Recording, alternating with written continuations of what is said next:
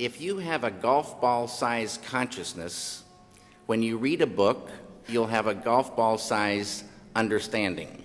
When you look out, a golf ball size awareness. And when you wake up in the morning, a golf ball size wakefulness. But if you could expand that consciousness, then you read the book, more understanding. You look out, more awareness. And when you wake up, more wakefulness. It's consciousness.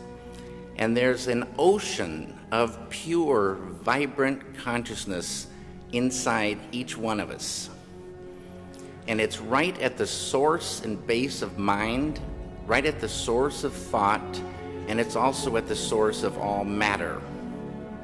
There is no matter as such. All matter originates and exists only by virtue of a force which brings the particle of an atom to vibration and holds this most minute solar system of the atom together. We must assume behind this force the existence of a conscious and intelligent mind. This mind is the matrix of all matter. Everyone who's grown up in the scientific world is used to the concept that we're living in a material universe, an inert universe, a universe of dead matter.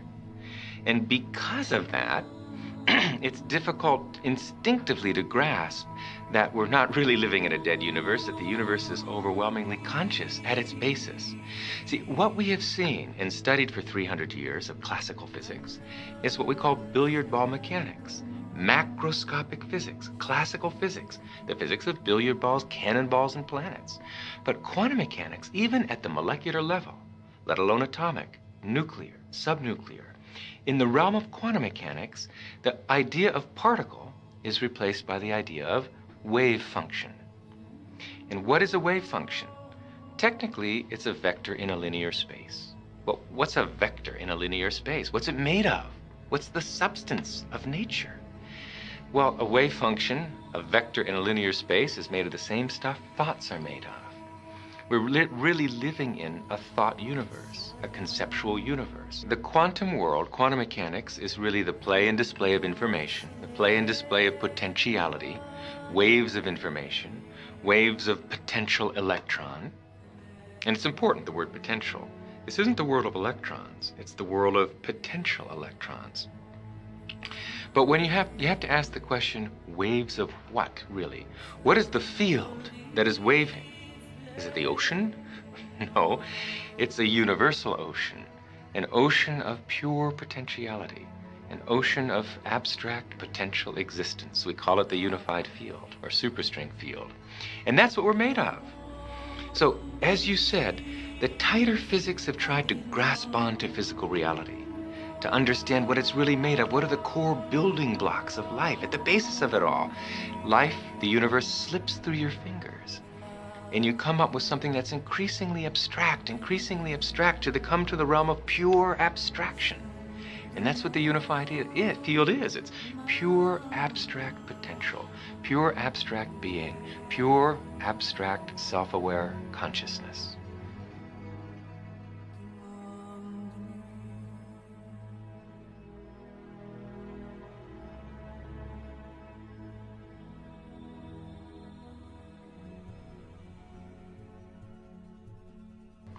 At the basis of all life's diversity, there is unity. At our basis, you and I are one.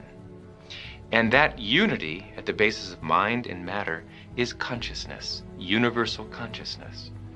So with that deep understanding that consciousness isn't created by the brain, it's not purely an outcome of molecular chemical processes in the brain, but is fundamental in nature. It's the very core of nature. We call it the unified field. Now that we have that foundational understanding of what consciousness is, we can solve the mind-body problem. We can see how consciousness percolates up through our physiology to become the consciousness that we experience and see and sensory perception and all of that. So there is a foundation now to really link rigorously neuroscience with quantum physics, all the so-called particles of the universe, the forces in our universe, everything in the universe are just ripples on that ocean of existence. That's the unified field. And that field is a non-material field. It is ultimately the field of consciousness. And all our separate consciousness, wherever there's consciousness, is merely consciousness by virtue of the fact that my consciousness, your consciousness, are ultimately that. Everything in the universe is really nothing but that.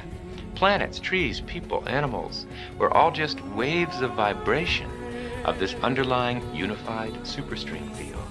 We are really united at our core. And ultimately the understanding that's emerging will be that there is only one consciousness in this room. And it is you, and it is me, and it is each and every one of us. We individualize our consciousness through the filter of our nervous system. But the consciousness itself, our very inner subjectivity, the self in the big sense, that is universal. And knowing that, knowing it through experience, is called enlightenment, and has been called enlightenment through the ages. La connectivité de toutes les choses est un composant basique de la structure de la réalité. Il est très difficile de comprendre cela, mais Erwin Schrödinger, un des pionniers de la physique quantique, dit que l'entrelacement de l'idée de la connectivité n'est pas seulement une propriété de la mécanique quantique, sinon sa grande propriété. C'est la propriété de la mécanique quantique qui l'a convertie en quelque chose de si étrange. Et on pourrait penser qu'on ne peut pas l'emboîter dans notre monde quotidien, dans notre expérience ordinaire, mais en réalité, elle s'emboîte. Deux objets, deux électrons créés en même temps, sont entrelacés. Envoie-en un à l'autre bout de l'univers. Et maintenant, fais quelque chose à l'un des deux. L'autre réagira à l'instant. À l'instant. Ou l'information voyage à une vitesse infinie. Ou, en réalité, elles sont toujours connectées. Elles sont entrelacées. Et comme tout était entrelacé lorsque s'est produit le Big Bang, la conclusion est que tout reste en contact.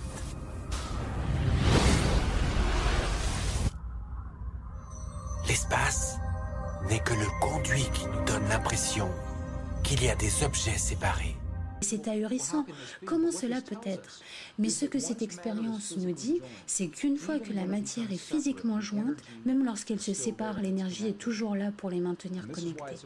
Voilà pourquoi c'est important pour moi. Parce que si on recule suffisamment dans le temps, toutes les particules de matière de tout cet univers qui est en expansion étaient toutes reliées ensemble dans une seule particule de la taille d'un pois vert. C'est ce que nous disent les scientifiques aujourd'hui et ce que les modèles sur ordinateur suggèrent. Si on pouvait aller dans l'univers aujourd'hui et prendre toutes les particules de la matière en retirant tout l'espace entre les deux et les compresser, les ramener les unes contre les autres dans un espace de la taille d'un pois vert, ça veut dire que vous et moi et tous ceux qui écoutent, nous avons tous été partis de cette même particule qui crée cet univers entier aujourd'hui. Et même si ces particules sont maintenant séparées et en expansion, et les études montrent qu'elles le sont, énergétiquement, nous sommes encore tous reliés.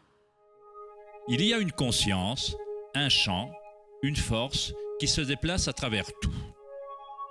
Ce champ ne se produit pas autour de vous, il se produit en vous et en tant que vous. Au réveil, après un rêve, vous vous rendez compte que tout dans ce rêve était vous. C'est vous qui le créiez. La soi-disant vie réelle n'est pas différente. On est chacun et chaque chose. La conscience qui regarde par chaque œil, sous chaque pierre, dans chaque particule. C'est que les rêves, ils font vrai tant qu'on est dedans, pas vrai?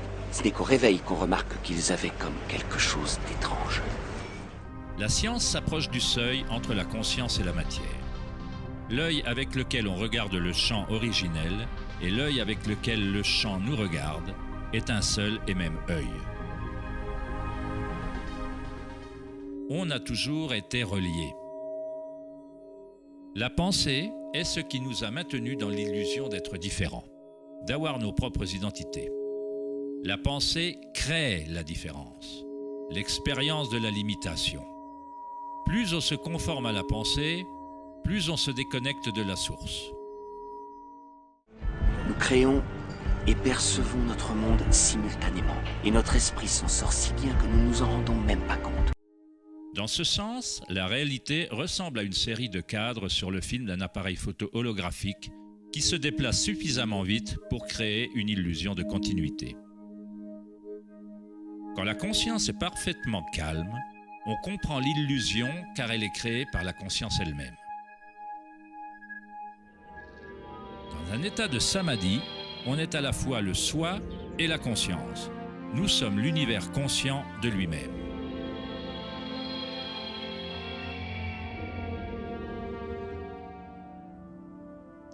Nous vivons avec un esprit distribué. C'est un peu comme si l'on regardait un océan avec des vagues qui apparaissent de temps en temps. Comme si nous identifions chaque vague à un individu. Il semble séparé des autres, mais à un niveau plus profond, il est en fait connecté à l'ensemble. Ceci est un message très important transmis par la nouvelle science. Elle nous dit que nous sommes un, littéralement unis, malgré le fait que nous semblions séparés. La connaissance nous montre qu'il est stupide d'être violent et de ne pas aimer parce que nous sommes reliés.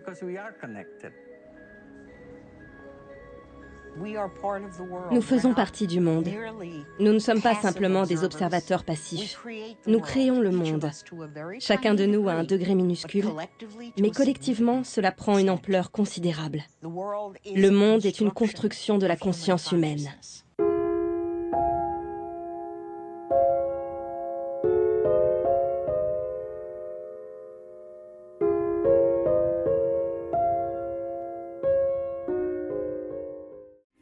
Culture, we've been trained for individual differences to stand out.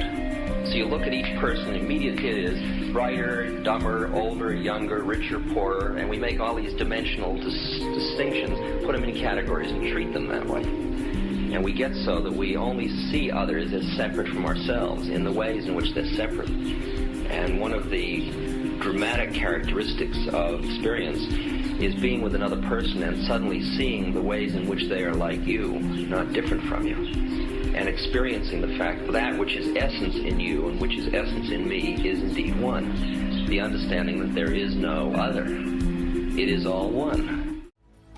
All matter is merely energy condensed to a slow vibration.